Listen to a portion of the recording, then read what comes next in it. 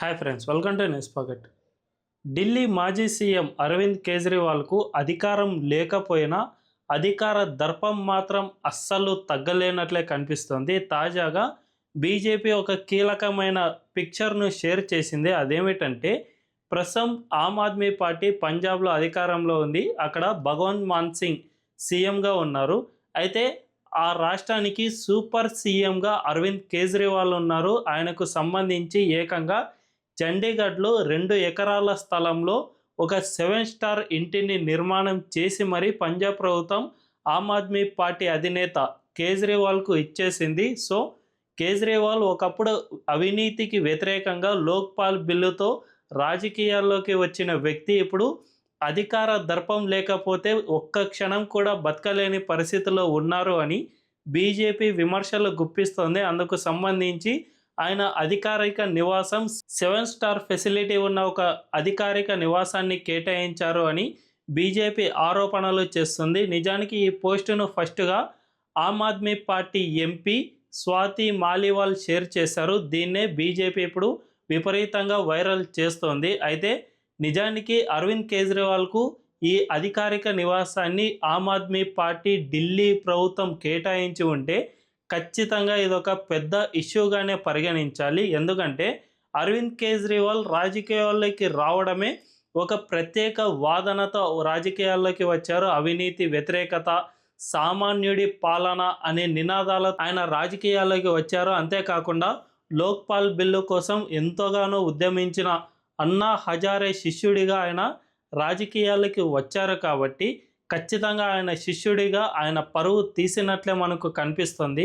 నిజానికి ఇదే కాదు, ఆయన ఢిల్లీ సీఎంగా ఉన్నప్పుడే శీష్ మహల్ విపరీతంగా ప్రచారానికి నోచుకుంది. గత ఢిల్లీ ఎన్నికల సమయంలో కూడా బీజేపీ ఇదే అంశాన్ని విపరీతంగా ప్రచారం చేసింది. నిజానికి శీష్ మహల్లో ఏకంగా 10 లక్షల రూపాయలు పెట్టి జస్ట్ ఒక ఫ్లోర్పై కార్పెట్కే 10 లక్షల రూపాయలు కేటాయించారు. జస్ట్ కిచెన్ కోసం మాత్రమే 50 లక్షలకు పైగా కేటాయించడం, ఈ విధంగా ఒక జిమ్ను ఏర్పాటు చేసుకోవడానికి కొన్ని లక్షల రూపాయలు కేటాయించడం, ఈ విధంగా మొత్తంగా లెక్కేస్తే అది కొన్ని కోట్ల రూపాయలు ఆ అధికారిక నివాసం ఉండటాన్ని బీజేపీ ఎన్నికల సమయంలో బాగా ప్రచారం చేసింది. అంతేకాకుండా చిన్న డెకరేషన్ ఐటెంలు కూడా లక్షల రూపాయలు వెచ్చించి కొనుక్కున్నట్టు సమాచారాన్ని బీజేపీ ఆర్టీఐ యాక్టివిస్టు ద్వారా బయటికి తీసుకువచ్చింది. నిజానికి కేజ్రీవాల్ ఇటువంటి అంశాలకు వ్యతిరేకంగానే ఆయన అధికారంలోకి వచ్చారు. ముఖ్యంగా కేజ్రీవాల్ ఎక్కడి నుంచి స్టార్ట్ అయ్యారంటే 2006లో ఆయనకు రామన్ మెగసెసే అవార్డు వచ్చింది. ఈ రామన్ మెగసెసే అండ్ బుకర్ ప్రైజులు కానీ, నోబెల్ పీస్ ప్రైజులు కానీ ఇవన్నీ కూడా ప్రపంచ దేశాల్లో ఉన్న లెఫ్టిస్ట్ ఎకోసిస్టమ్కు మాత్రమే ఈ అవార్డులు దక్కుతాయి. దీనికి డీప్ స్టేట్ చాలా కీలకంగా పనిచేస్తుంది. కాబట్టి ఒక వ్యక్తిని ఇమేజ్ బిల్డప్ చేయాలి అంటే ఇటువంటి అవార్డులను ఉపయోగించి డీప్ స్టేట్ ఇమేజ్ బిల్డ్ చేస్తూ ఉంటుంది. ఆ విధంగానే 2006లో కేజ్రీవాల్కు రామన్ మెగసెసే అవార్డు ఇచ్చింది. జస్ట్ ఒక ఆర్టీఐ కార్యకర్తగా ఆయన ఎనలేని సేవలు చేస్తున్నారు అనే పిక్చర్ చూపించేందుకు ఇటువంటి అవార్డును ఇచ్చి చూపారు.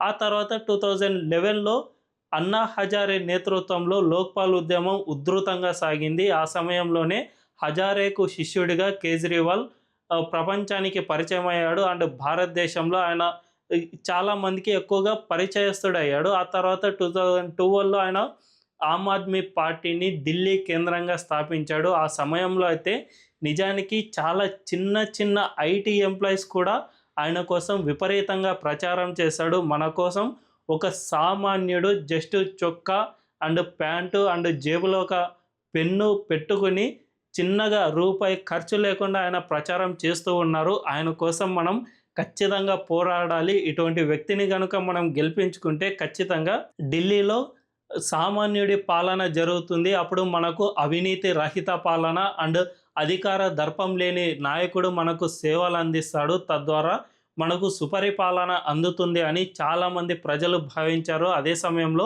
ఐటీ ఎంప్లాయీస్ పొద్దున ఉద్యోగం చేసుకుని తీరిక సమయంలో ఈ పార్టీ కోసం విపరీతంగా కష్టపడ్డారు. ఢిల్లీ ఎన్నికల్లో వీరు చేసిన ప్రచారం వల్ల మాత్రమే అరవింద్ కేజ్రీవాల్ మొట్టమొదటిసారిగా దేశ రాజకీయాల్లో ఎన్నడూ లేనంతగా జస్ట్ 14 అంటే 14 నెలల్లో అక్కడ అధికారంలోకి వచ్చి చూపించారు. ఇది అప్పట్లో ఒక పెద్ద రికార్డుగా మారిపోయింది. అందరూ అరవింద్ కేజ్రీవాల్ గురించే మాట్లాడుకున్నారు. ఇటువంటి వ్యక్తి దేశవ్యాప్తంగా అంటే దేశాన్ని పరిపాలించే ప్రధానిగా మారితే ఖచ్చితంగా మన బతుకులు బాగుపడతాయని చాలామంది భావించారు. కానీ కేజ్రీవాల్ అధికారానికి ముందు ఒక మాట, అధికారానికి తర్వాత మరో మాట మాట్లాడడం స్టార్ట్ చేశారు. ఏ అవినీతికి వ్యతిరేకంగా అయితే ఆయన రాజకీయాల్లోకి వచ్చారో అదే అవినీతికి ఆయన పాల్పడ్డారు. ఏకంగా సీఎం, ఉప ముఖ్యమంత్రి వీళ్ళే లిక్కర్ కుంభకోణంలో జైలుకు వెళ్ళే స్థాయికి దిగజారారు. ఢిల్లీ కేంద్రంగా భారీగా లిక్కర్ కుంభకోణం జరిగింది. అది తెలంగాణ రాజకీయాల్లో కవితను కూడా అరెస్ట్ చేసే స్థాయికి తీసుకువెళ్ళింది. నిజానికి ఈ లిక్కర్ అనేది మన దేశంలో అంటే మన సమాజంలో లిక్కర్ను చాలా తక్కువ స్థాయిలో చూస్తారు. దీన్ని చాలామంది బ్యాన్ చేయాలని కోరుకుంటారు. అటువంటి లిక్కర్ కుంభకోణంలో కేజ్రీవాల్ ప్రధానంగా పాత్ర పోషించాడు. అండ్ ఈ లిక్కర్ కుంభకోణానికి సంబంధించి ప్రతి ఒక్కటి ఆయనకు తెలిసే జరిగింది అని దర్యాప్తు సంస్థలు సైతం తేల్చి చెప్పాయి. దీంతో కేజ్రీవాల్ ఆయన చెప్పిన మాటకు చేస్తున్న పనికి ఎటువంటి సంబంధము లేదు అని ప్రజలు తెలుసుకున్నారు. అంతేకాకుండా ఆయన నివసిస్తున్న శీష్ మహల్ గురించి పెద్ద ఎత్తున గతంలో ప్రచారం జరిగింది. ఆయన సామాన్యుడిగా ఒక జేబులో పెన్ను అండ్ చిరిగిన చొక్కా వేసుకుని ఒక బక్కపల్చని వ్యక్తిగా మన కోసం పోరాడుతున్నాడు అనే లెక్చర్ కాస్త ఆ తర్వాత అసలు ఈ సామాన్య ప్రజలకు దూరంగా జరిగిపోయి ఒక రిచ్ లైఫ్ బతకడం, శీష్ మహల్లో ఆయన పెద్ద ఎత్తున ఖర్చు పెట్టించడం, ఈ విధంగా చేస్తూ ఉండటాన్ని ప్రజలు చాలా క్షుణ్ణంగా గమనించారు. ఈ అరవింద్ కేజ్రీవాల్కు మనం బుద్ధి చెప్తే కానీ ఈయన మారేటట్లు లేడు.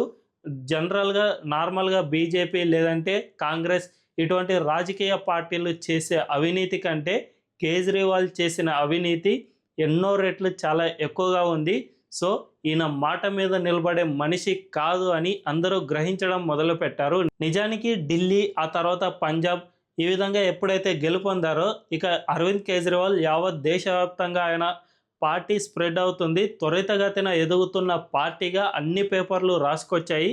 గుజరాత్లో కొద్ది మొత్తంలో సీట్లు సంపాదించగానే ఇక కేజ్రీవాల్కు తిరుగులేదు.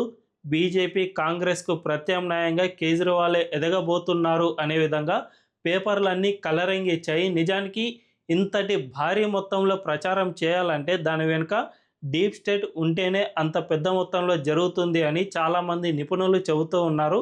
అంతేకాకుండా రాజకీయ విశ్లేషకులు సైతం ఇదే విషయంలో అభిప్రాయపడుతూ ఉన్నారు. నిజానికి డీప్ స్టేట్ గురించి మనందరికీ తెలుసు. దీనికి సంబంధించి పత్రికలు, జర్నలిస్టులు ఎంతోమంది ఉంటారు. వీళ్ళు ఒక్కసారి కనుక ఒక వ్యక్తిని హైలైట్ చేయాలి అని అనుకుంటే ఖచ్చితంగా ఆ వ్యక్తిని ఎంత అంటే అంత విపరీతమైన ప్రచారాన్ని తీసుకువస్తారు. ఆ ప్రచారంలో భాగంగానే 2012లో ఎన్నికల సమయంలో అంటే 12లో పార్టీ ఎప్పుడైతే స్టార్ట్ అయిందో 2013 డిసెంబర్లో గెలుపొందే వరకు ఈ పేపర్లు అండ్ డీప్ స్టేట్ వెనకుండి ఆయనకు ఒక పూర్తి పిక్చర్ వచ్చే విధంగా ట్రై చేశాయి. అందులో విజయం సాధించి ప్రజలను మభ్యపెట్టడం వల్ల మాత్రమే అరవింద్ కేజ్రీవాల్ గెలుపొందారు. కానీ ఆ తర్వాత మెల్లిమెల్లిగా కేజ్రీవాల్ చెప్పిన దానికి చేస్తున్న దానికి అసలు పొంతన లేకుండా ఉంది అని ప్రజలు గ్రహించిన తర్వాత ఇక ఆయనకు బుద్ధి చెప్పే విధంగా ప్రజలే ఢిల్లీ కేంద్రంగా ఆయన ఓడించారు. ఏకంగా సీఎం అండ్ ఉప ముఖ్యమంత్రి సైతం ఈ ఎన్నికల్లో ఒక ఎమ్మెల్యే సీటులో సైతం గెలుపొందలేకపోయారు అంటే ప్రజలు ఎంతగా మారిపోయారో అర్థం చేసుకోవచ్చు. కాబట్టి ఆయన ఓడిస్తే ఆయన మారుతాడు అని ప్రజలు భావించి ఆయనకు తగిన బుద్ధి చెప్పారు. కానీ అరవింద్ కేజ్రీవాల్ ఎక్కడా కూడా అసలు